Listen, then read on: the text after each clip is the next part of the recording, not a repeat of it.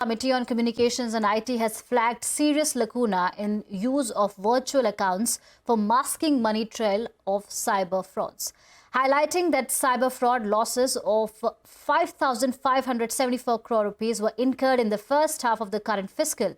The panel also said that the low recovery rate is hurting the country's trust in digital payments. Ashmit Kumar is here with more on the panel's observation. Ashmit.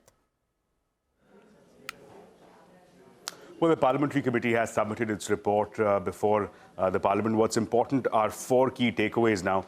Number one, the first key takeaway is the mandate of this standing committee was to look at digital payments. And on that front, some very scathing observations have been made. Number one, the Parliamentary Committee concludes that there is an issue of trust deficit as far as the digital payment ecosystem is concerned.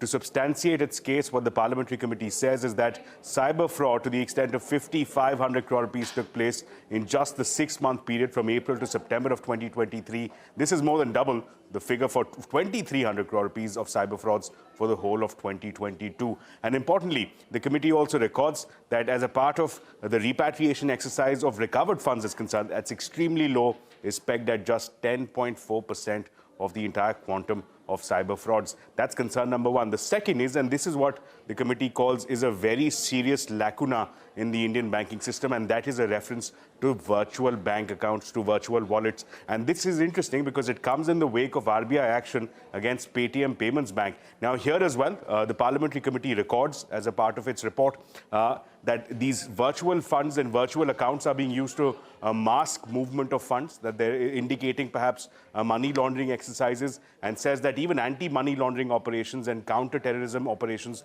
will not be able to detect movement of funds given the current status quo. That's second. The third is with respect to penal provisions. The committee records as a part of its report that as many as 55,000 cases were up for trial in 2021, and only about 500 of them saw convictions, which is a conviction rate of lower than 1%, which means that there is a need for, in fact, revamping and administrative and legislative reforms. And finally, what the Parliamentary Committee concludes is that given the wide range and nature of stakeholders, there is a more cohesive, cogent approach that is required to be followed by the government to ensure that enough preventive measures are taken. So that's the recommendation coming in from the Parliamentary Committee on the issue of digital payments.